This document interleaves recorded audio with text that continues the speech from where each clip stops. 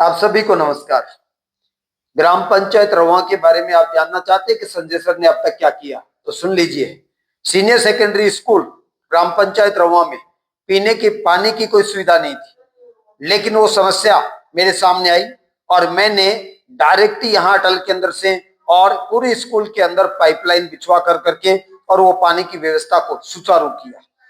ग्राम पंचायत गणेशपुरा के अंदर 6 महीने से पानी की अव्यवस्था थी।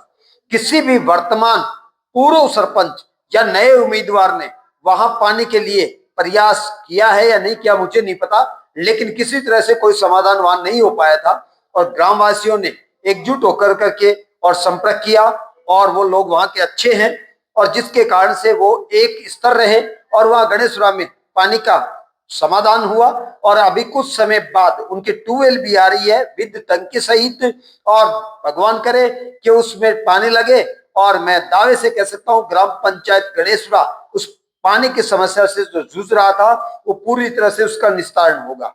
शहीद रणजीत सिंह के घर के सामने से जो गली गुजर रही है उसमें इतना जो है एक रास्ता खराब था कि लोग पैदल नहीं जा सकते थे और उसके बाद में मैं वहां पर पहुंचा, लोगों के साइन मैंने लिए और उसके बाद वहां वो सड़क बनी। ग्राम पंचायत रवा से खातीपुरा जाने वाले रास्ते की अगर मैं बात करता हूं तो यहाँ पर बरसात का पानी इतना जो है एकत्रित हो जाता है कि लोग उस गंदे पानी के बीच से गुजरते हैं, पैदल चलने का भी रास्ता नहीं है।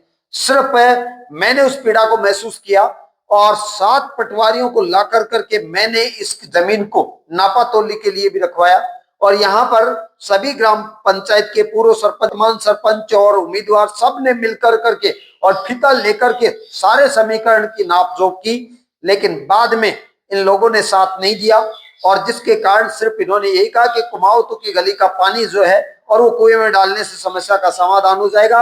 इन लोगों ने अपनी मनमर्जी की और मेरे साथ कोई भी व्यक्ति खड़ा नहीं हुआ, जिसका कारण आज भी जो ये ग्राम पंचायत क्या उस रास्ते से गुजरने वाले लोग आज भी इस समस्या से जूझ रहे हैं।